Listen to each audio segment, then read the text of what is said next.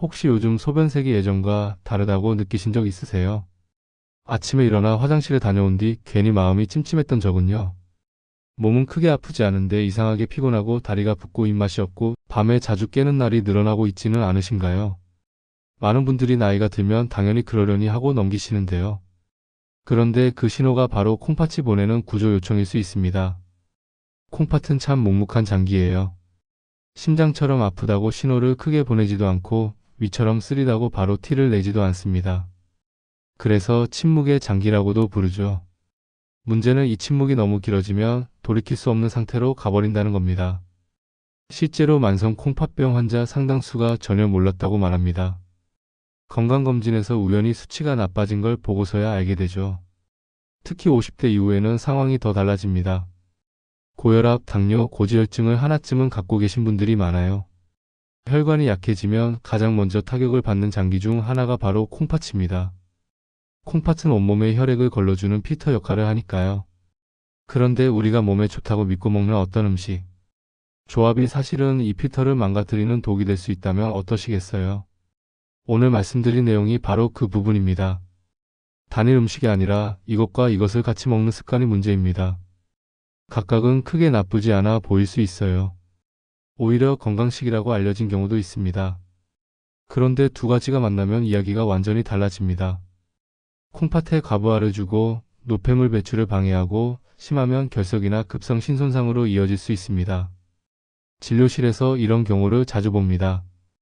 건강을 챙긴다며 열심히 드셨는데 오히려 수치가 더 나빠진 분들입니다. 이거 몸에 좋다 그래서 먹었어요. 유튜브에서 봤는데 같이 먹으면 흡수가 잘 된다고 해서요. 그런데 그 가치가 문제였던 거죠. 우리 몸은 화학실험실과 같습니다. 어떤 성분이 만나느냐에 따라 완전히 다른 결과가 나옵니다. 특히 콩팥은 단백질 대사 부산물, 염분, 칼륨, 인, 요산 같은 물질을 정교하게 조절합니다. 그런데 특정 음식 조합은 이 균형을 깨뜨립니다. 예를 들어 한쪽은 칼륨이 매우 높은데 다른 한쪽은 탈수를 유발하거나 이뇨를 촉진해버리면 어떻게 될까요?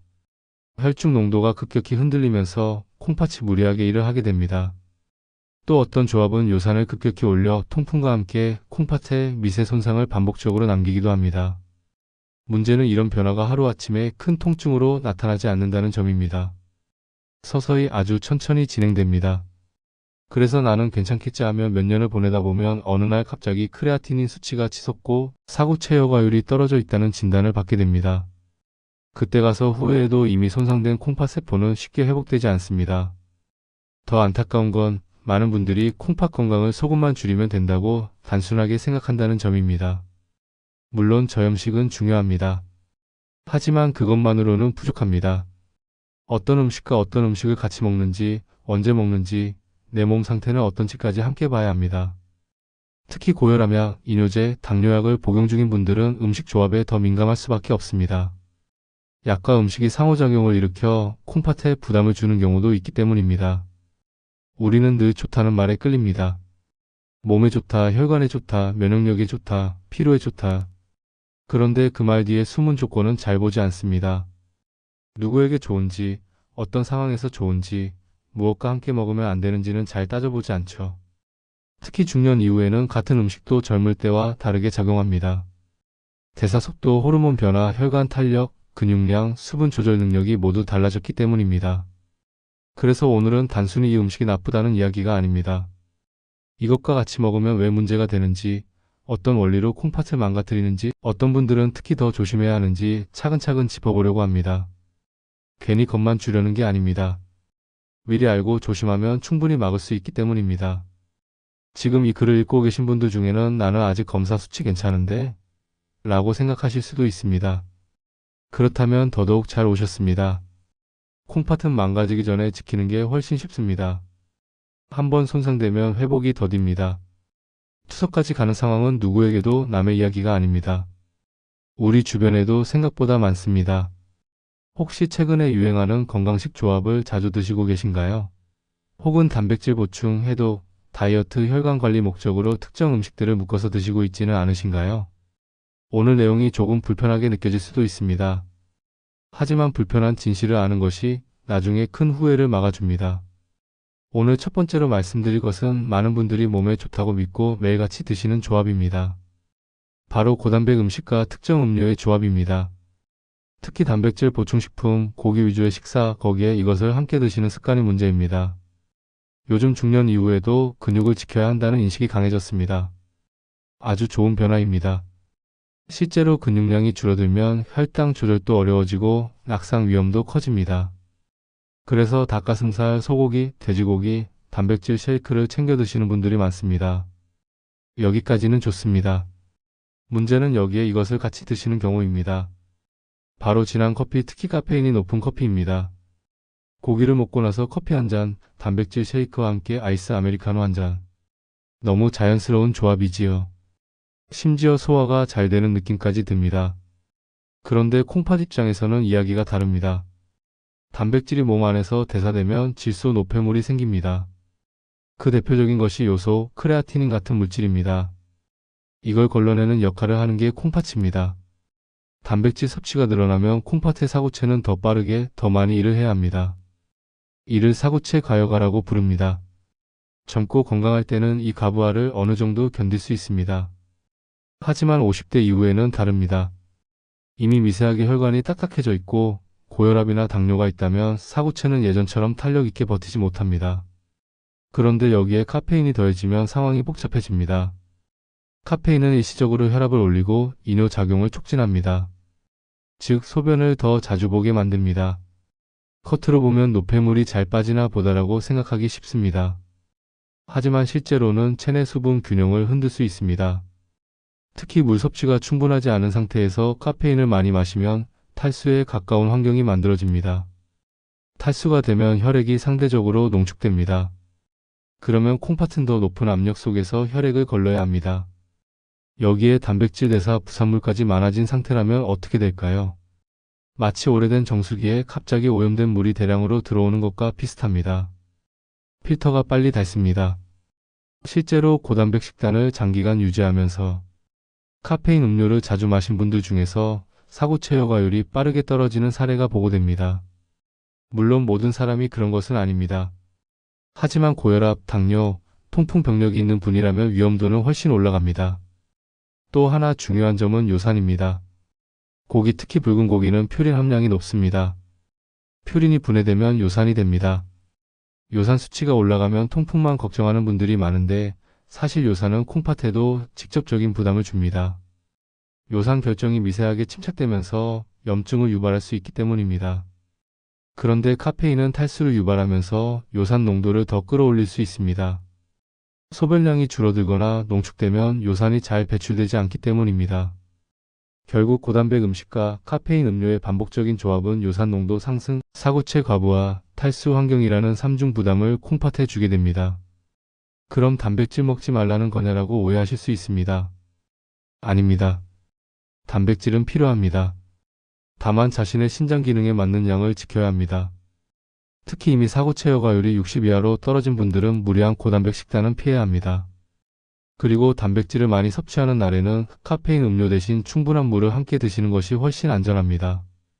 또 한 가지 놓치기 쉬운 부분이 있습니다. 단백질 보충제 자체에도 인, 나트륨, 첨가물이 들어있는 경우가 많습니다. 여기에 카페인까지 더해지면 콩팥은 염분과 대사 부산물을 동시에 처리해야 합니다. 겉으로는 건강관리처럼 보이지만 실제로는 과로에 가까운 환경이 만들어질 수 있습니다.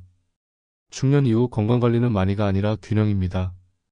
근육을 지키겠다고 단백질을 과하게 밀어붙이고 피로를 잡겠다고 카페인으로 버티는 생활은 결국 콩팥을 혹사시키는 방향으로 갈 수 있습니다. 혹시 요즘 이런 조합을 자주 드시고 계셨나요? 운동 후 단백질 쉐이크와 커피, 점심고기 식사 후 진한 커피. 만약 그렇다면 오늘부터라도 한번 점검해 보셨으면 합니다. 작은 습관 하나가 몇 년 뒤 수치의 차이를 만듭니다. 두 번째로 반드시 짚고 넘어가야 할 조합은 많은 분들이 해독된다, 혈관을 청소한다, 몸이 가벼워진다고 믿고 실천하는 조합입니다. 바로 고칼륨 식품과 특정 건강 음료, 특히 이뇨작용이 강한 차나 건강즙을 함께 드시는 경우입니다. 요즘 건강을 위해 채소와 과일을 많이 드시는 분들이 늘었습니다. 바나나, 토마토, 시금치, 아보카도, 고구마, 각종 녹즙과 생채소 주스. 모두 좋은 식품입니다. 문제는 콩팥 기능이 예전 같지 않을 때입니다. 콩팥의 중요한 역할 중 하나는 칼륨을 조절하는 것입니다. 칼륨은 심장 박동과 근육 수축에 꼭 필요한 미네랄입니다. 하지만 혈중 칼륨이 과하게 올라가면 심장 리듬이 불안정해질 수 있습니다. 심하면 부정맥이나 심정지로 이어질 수도 있습니다. 정상적인 콩팥은 과잉 칼륨을 소변으로 배출합니다. 하지만 사고체 여과율이 떨어지면 이 조절 능력이 점점 약해집니다. 문제는 많은 분들이 본인의 콩팥 기능을 정확히 모른 채 건강식 조합을 실천한다는 점입니다. 예를 들어 아침 공복에 바나나 1개, 토마토 주스 1잔, 여기에 이뇨 작용이 있다고 알려진 옥수수 수염차나 특정 건강차를 함께 마시는 경우가 있습니다. 겉으로 보기에는 해독 코스처럼 보입니다. 몸이 가벼워지는 느낌도 들 수 있습니다. 하지만 콩팥 입장에서는 긴장 상황입니다. 고칼륨 식품이 한꺼번에 들어오면 혈중 칼륨 농도가 올라갑니다. 이때 콩팥이 정상적으로 배출해주면 괜찮습니다. 그런데 이뇨 작용이 강한 음료를 함께 마시면 일시적으로 소변은 늘 수 있지만 동시에 체내 수분 균형이 흔들릴 수 있습니다. 탈수에 가까운 상태가 되면 혈액 농도가 진해지고 전해질 균형이 더 불안정해집니다. 특히 고혈압으로 이뇨제를 복용 중인 분들, 당뇨로 신장 기능이 이미 약해진 분들 또는 고령으로 근육량이 줄어든 분들은 칼륨 조절 능력이 예전 같지 않습니다. 여기에 고칼륨 식품을 건강식이라는 이유로 반복적으로 섭취하면 고칼륨 혈증 위험이 올라갑니다. 고칼륨 혈증은 증상이 애매합니다. 초기에 특별한 통증이 없습니다. 그냥 피곤하고 근육이 약해지고 가슴이 두근거리는 느낌 정도일 수 있습니다. 그래서 대수롭지 않게 넘깁니다. 그런데 어느 날 심전도에서 이상이 발견되는 경우도 있습니다. 또 한 가지는 건강즙입니다. 도라지즙, 양파즙, 각종 뿌리채소즙, 농축의 형태의 건강음료. 농축이라는 말이 붙으면 성분도 농축되어 있습니다. 칼륨인 나트륨도 함께 농축됩니다. 여기에 고칼륨 과일까지 더해지면 콩팥은 상당한 부담을 받습니다. 특히 당뇨가 있는 분들이 혈당 찾겠다며 과일과 채소 위주의 해독식을 장기간 유지하는 경우가 있습니다. 혈당은 조금 내려갈 수 있습니다. 하지만 콩팥 기능이 이미 약해진 상태라면 전해질 불균형이 더 큰 문제가 될 수 있습니다. 콩팥은 단순한 필터가 아닙니다. 정밀한 전해질 조절 장치입니다. 칼륨, 나트륨, 인 수분을 균형 있게 유지해야 심장과 뇌가 안정적으로 작동합니다. 그런데 특정 건강식 조합이 이 균형을 깨뜨릴 수 있습니다. 채소 많이 먹는 게 왜 문제냐고 생각하실 수 있습니다. 채소 자체가 문제는 아닙니다. 문제는 양과 조합 그리고 개인의 신장 기능입니다. 건강식도 내 몸 상태에 맞아야 약이 됩니다. 맞지 않으면 독이 됩니다. 특히 최근에는 인터넷에서 본 조합을 그대로 따라하는 경우가 많습니다. 공복 해독 주스 하루 두세 번 건강즙 거기에 차까지 함께. 그런데 그 정보는 대부분 신장 기능이 정상인 사람을 기준으로 합니다. 중년 이후 특히 만성질환이 있는 분들은 같은 방식이 통하지 않습니다. 만약 최근에 이유 없이 심장이 두근거리거나 근육 힘이 빠지거나 손발이 저릿한 느낌이 있었다면 한 번쯤 전해질 수치를 점검해 보는 것도 좋습니다. 단순 피로로 넘길 일이 아닐 수 있습니다. 건강식은 단순히 좋다는 말로 선택할 것이 아니라 나에게 맞는가를 먼저 물어야 합니다. 특히 콩팥은 조용히 망가집니다. 자각 증상이 거의 없습니다. 그래서 더 조심해야 합니다. 이번에는 음식과 음식의 문제가 아니라 음식과 약 혹은 건강기능식품의 조합입니다. 많은 분들이 이 부분을 간과합니다. 약은 병원에서 준 거니까 괜찮겠지, 건강기능식품은 건강에 좋으라고 만든 거니까 문제없겠지라고 생각합니다. 그런데 특정 음식과 특정 약 또는 영양제가 만나면 콩팥에는 상당한 부담이 될 수 있습니다. 대표적인 예가 바로 진통소염제와 탈수 상태, 그리고 특정 건강음료의 조합입니다. 무릎이 아프고 허리가 아프면 약국에서 소염진통제를 사서 드시는 분들 많습니다. 병원에서 처방받은 약을 장기간 복용하는 분들도 있습니다. 이 약들은 염증을 줄이고 통증을 완화하는 데는 효과적입니다. 하지만 콩팥으로 가는 혈류를 일시적으로 줄일 수 있습니다. 콩팥은 혈류에 매우 민감한 장기입니다. 혈액이 충분히 흘러야 사고체가 정상적으로 여과 기능을 합니다. 그런데 진통소염제를 복용한 상태에서 수분 섭취가 부족하거나 땀을 많이 흘렸거나 이뇨 작용이 있는 음료를 함께 마시면 어떻게 될까요? 콩팥으로 가는 혈류가 더 줄어들 수 있습니다.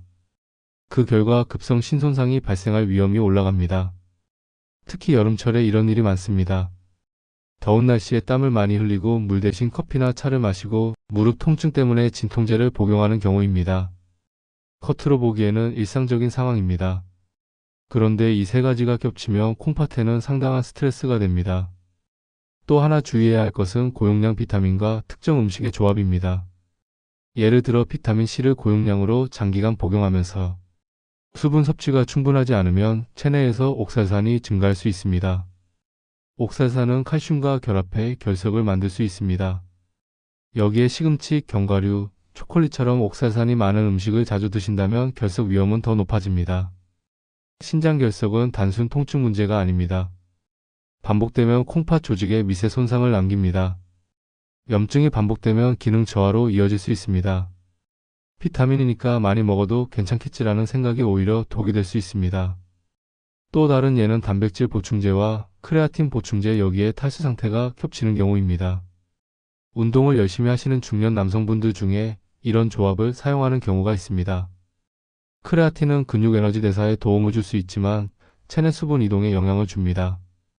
충분한 수분 보충 없이 고단백 식사와 함께 장기간 사용하면 콩팥 부담이 커질 수 있습니다. 그리고 빼놓을 수 없는 것이 건강즙과 혈압약, 이뇨제의 조합입니다. 특정 한약재 성분이나 농축즙이 이뇨를 촉진하거나 전해질에 영향을 줄 수 있습니다. 여기에 이미 이뇨제를 복용 중이라면 전해질 불균형이 더 심해질 수 있습니다.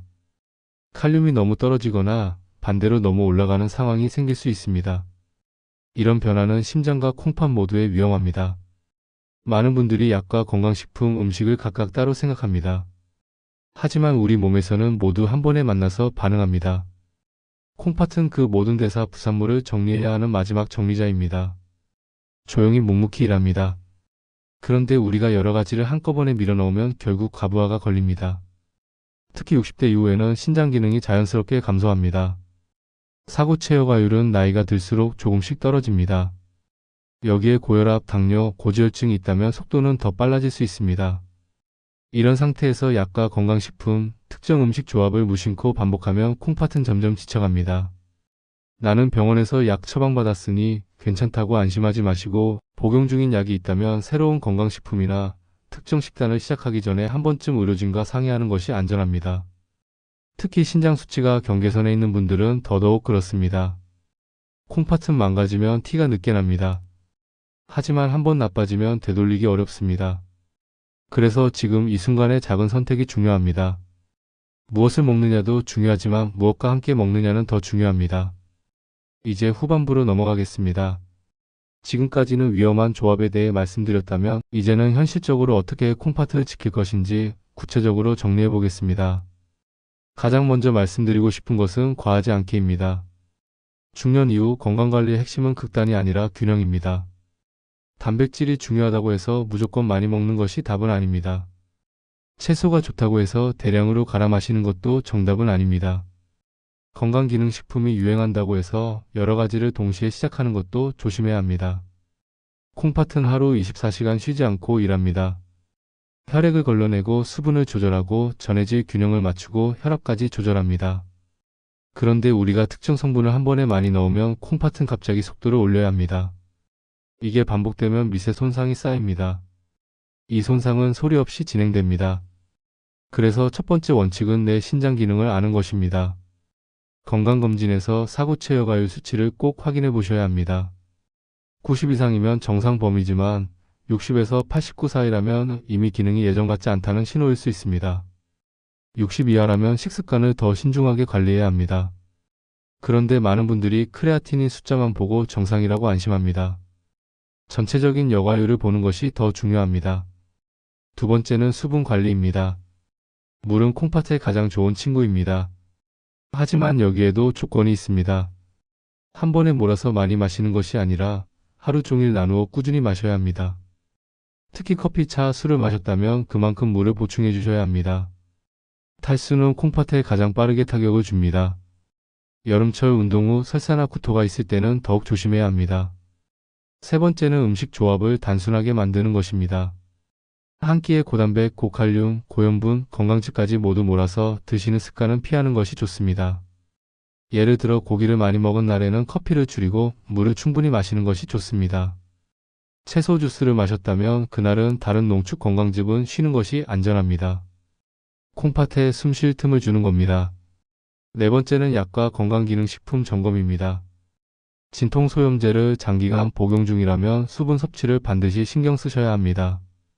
이뇨제를 복용 중이라면 칼륨이 높은 음식과 농축즙을 과하게 섭취하지 않는 것이 좋습니다. 비타민과 보충제도 여러 가지를 동시에 고용량으로 시작하지 마시고 하나씩 점검하며 반응을 보는 것이 안전합니다. 다섯 번째는 작은 신호를 무시하지 않는 것입니다. 소변의 거품이 갑자기 늘었거나 밤에 소변 때문에 자주 깨거나 다리가 붓거나 이유 없이 피곤함이 지속된다면 단순 노화로 넘기지 마십시오. 콩팥은 통증 대신 이런 방식으로 신호를 보냅니다. 조기에 발견하면 진행을 늦출 수 있습니다. 중년 이후 건강은 더하기보다 빼기가 중요합니다. 무엇을 더 먹을까보다 무엇을 줄일까를 고민하는 것이 콩팥에는 훨씬 이롭습니다. 특히 좋다는 말에 휩쓸려 이것저것 동시에 시작하는 습관은 한 번쯤 멈춰보셔야 합니다. 우리 몸은 유행을 따라가는 실험장이 아닙니다. 무엇보다 중요한 것은 두려움이 아니라 점검입니다. 오늘 이 글을 읽고 겁이 나기보다는 나는 어떤 조합을 반복하고 있었지? 하고 돌아보는 계기가 되었으면 합니다. 콩팥은 망가지기 전까지 조용합니다. 하지만 지키는 사람에게는 충분히 오래 버텨주는 장기입니다. 여러분, 콩팥은 우리 몸에서 가장 성실한 장기 중 하나입니다. 하루도 쉬지 않고 우리가 먹고 마신 모든 것의 뒤처리를 묵묵히 감당합니다. 그런데 우리는 그 수고를 거의 의식하지 않고 살아갑니다. 아프지 않으니까 괜찮겠지, 검사해서 큰 말 없었으니까 괜찮겠지 하면서요.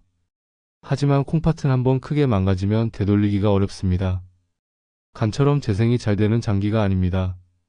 심장처럼 갑자기 통증으로 경고해주지도 않습니다. 그래서 더 무섭습니다. 조용히 천천히 몇 년에 걸쳐 진행됩니다. 그리고 어느 날 숫자로 통보받습니다. 신장 기능이 많이 떨어졌습니다. 오늘 말씀드린 내용의 핵심은 단순합니다. 음식 하나가 문제가 아니라 무엇과 함께 먹느냐가 중요하다는 것입니다. 고단백과 카페인, 고칼륨 식품과 이뇨음료, 약과 건강즙, 비타민과 특정 식품의 반복적인 조합. 각각은 그럴듯해 보입니다. 하지만 내 몸 상태를 모른 채 겹치면 콩팥에는 독이 될 수 있습니다. 중년 이후 건강관리는 선택의 싸움입니다. 더 많이 먹는 선택이 아니라 덜 무리시키는 선택입니다. 근육을 지키는 것도 중요하지만 콩팥을 혹사시키지 않는 선에서 해야 합니다. 채소와 과일을 먹는 것도 좋지만 내 신장 기능을 고려해야 합니다. 건강기능식품도 필요할 수 있지만 약과의 상호작용을 반드시 생각해야 합니다. 혹시 오늘 이 글을 읽으면서 나도 그 조합 자주 먹었는데 하는 생각이 드셨다면 그게 바로 출발점입니다. 후회가 아니라 점검입니다. 지금이라도 줄이고 나누고 조절하면 됩니다. 콩팥은 완전히 망가지기 전까지는 우리에게 기회를 줍니다. 오늘 집에 가셔서 한 번만 확인해 보십시오. 최근 건강검진에서 사구체 여과율 수치가 얼마였는지, 평소 하루 물을 얼마나 마시는지, 커피는 몇 잔인지, 건강즙이나 보충제를 몇 가지 동시에 먹고 있는지, 그 작은 점검이 5년, 10년 뒤의 차이를 만듭니다. 중년의 건강은 두려움으로 지키는 것이 아닙니다. 알고 이해하고 선택을 바꾸는 힘으로 지키는 것입니다. 콩팥은 조용하지만 우리가 귀 기울이면 충분히 지킬 수 있습니다.